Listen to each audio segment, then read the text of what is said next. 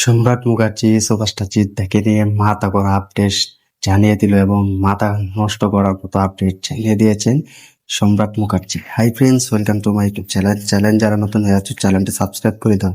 তো সম্রাট মুখার্জি কিন্তু জিদ্দাকে নিয়ে কিন্তু এক দারুণ অভিজ্ঞতার কথা জানিয়েছেন এবং অভিজ্ঞতার কথা কিন্তু বলে দিয়েছে। তো সম্রাট মুখার্জি তাকে চিনো, তিনি অনেক নাটক করেছেন এবং কম বেশি মুভি করেছিলেন এবং মুভি করে থাকেন। তো এখন কিন্তু এই সুপারস্টারকে কিন্তু দেখা যায়নি এবং সম্রাট মুখার্জিকে কিন্তু আর দেখা যায়নি। তো তিনি কিন্তু একটা ইন্টারভিউতে জানিয়ে দিয়েছেন সুপারস্টার জিদ্দার ব্যাপারে এবং সুপারস্টার জিদ্দাকে নিয়ে কিন্তু মাথা নষ্ট করা আপডেট জানিয়ে দিয়েছেন। তো তাকে বাংলা ইন্টারভিউ নিয়ে কথা হয় এবং বাংলা ইন্ডাস্ট্রি নিয়ে কিন্তু অনেক মুভির বিষয় নিয়ে তাকে ইনভাইট করা হয় এবং তিনি সেখানে উপস্থিত হয়। তো ভিডিওটা দেখেছি আমি শেষ পর্যন্ত।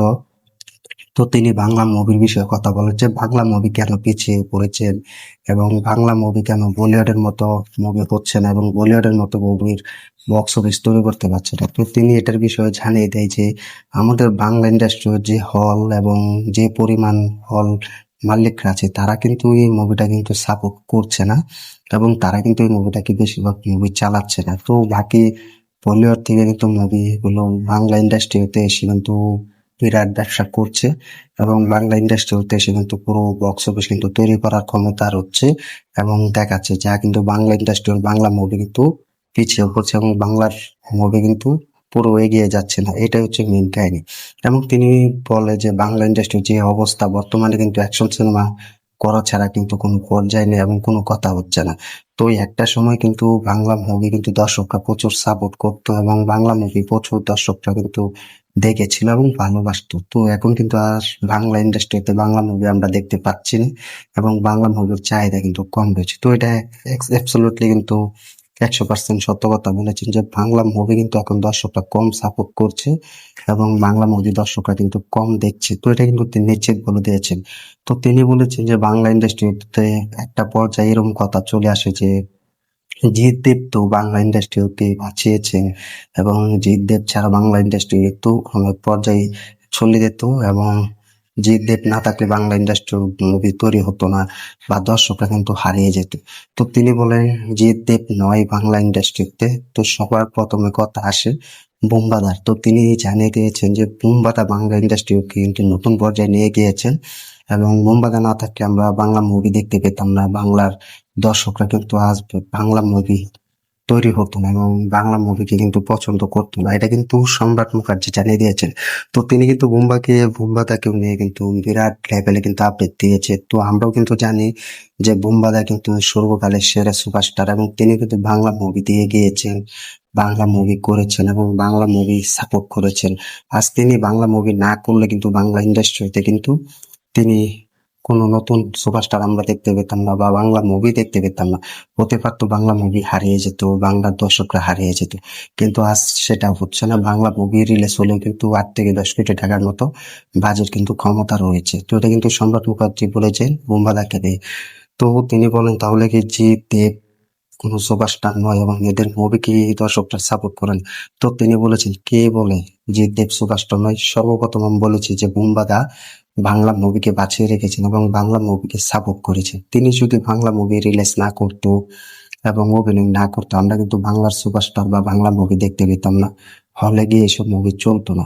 তো বুম্বাদা ছিল বলে আজ বাংলা ইন্ডাস্ট্রিতে বাংলা মুভি কিন্তু বাংলার ঘরে ঘরে দেখছে এবং দর্শকরা যারা আছে, ফ্যান্সরা যারা আছে, ভক্তরা যারা আছে, তারা কিন্তু বুম্বাদার মুভি দেখেছে। এই জন্য কিন্তু বুম্বাদাকে সর্বকালের সেরা সুপারস্টার মনে হয়। তো এখন কথা বলবো সুপারস্টার জিদ্দাকে। তো তিনি বলেছেন যে বুম্বাদার পরে কিন্তু আমরা সুপারস্টার কিন্তু জিদ্দাকে চিনেছি এবং তিনি বলেছেন জিৎ হচ্ছে বাংলার অন্যতম সুপারস্টার এবং জিৎ হচ্ছে বাংলার একটা সেরা সুপারস্টার। তো তিনি কিন্তু জানিয়ে দিয়েছেন। তো আমরা কিন্তু বুম্বাদার পরে সুপারস্টার কিন্তু মেনেছি সুপারস্টার জিৎকে।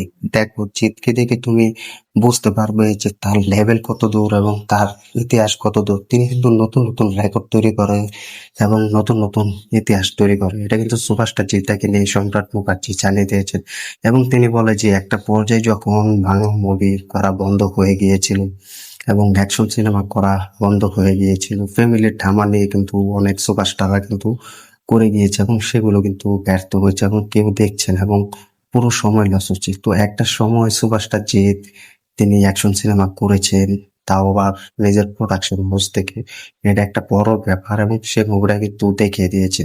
তো সেই মুভিটা 15 থেকে 10 কোটি টাকা বিজনেস না করলেও কিন্তু তিনি আলো দেখিয়েছেন এবং আলোর কথা জানিয়েছেন এবং পুরো বাংলা ইন্ডাস্ট্রিকে পাল্টে দিয়েছেন। তো এটা কিন্তু সম্রাট মুখার্জি বলেছেন। তো তোমরা সকলে দেখেছো যে সম্রাট মুখার্জি বলেছেন যে তিনি অ্যাকশন সিনেমা মুভি করেছেন, অ্যাকশন সিনেমার মতো মুভি তৈরি করে দেখিয়েছেন, তাও আবার নিজের প্রোডাকশন হাউস থেকে। আজ দেখো সুভাষটা জি যে গল্প পছন্দ করেন, সুভাষটা জিতের সাথে সব প্রোডাকশন হাউস কিন্তু একসাথে আসা উচিত এবং সেই প্রোডাকশন হাউস গুলো কিন্তু আসছে না, সুভাষটা জিতকে কিন্তু চিনছে না, তারা সুভাষটা জিতকে কিন্তু এড়িয়ে যাচ্ছে।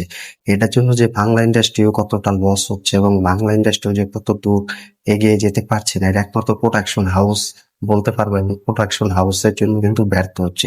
তো এই হচ্ছে মূল কাহিনী। তিনি বলেছেন যে সুভাষটা জিৎ বাংলা মুভিতে এসেছে এবং বাংলার দর্শকরা এখন সুভাষটা জিতকে চিনেছে।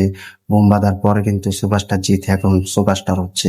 তো তিনি বলেছেন সুভাষটা জিত যেসব মুভি করছে, যেসব মুভি লেভেল করছে, এইসব 2 থেকে 3টা মুভি করার ক্ষমতা রয়েছে প্রোডাকশন হাউস, কিন্তু সেসব মুভি যে টাকা খরচা করে 4 থেকে 5টা মুভি বানানো যাবে, আর সেখানে সুভাষটা জিত একটা মুভি করে কিন্তু তার ছবি হিট দিচ্ছেন। তো এটা ভাবা যায়, যেখানে আমরা 4 থেকে 5টা মুভি করতে পারবো যে টাকা দিয়ে, আর সেখানে সুভাষটা জিত একটা মুভি করছে। তো তিনি জানেন এবং তিনি বুঝেন যে বাংলার দর্শকরা কি ধরনের মুভি চাইছে এবং বাংলার মুভি কিভাবে প্রমাণ হিসেবে চাইছে, এবং কোনো মুভি সুপার ডুপার হিট হলে যে সেই মুভিটা হিট হবে, ভালো ব্যবসা করবে, তেমনটা নয়।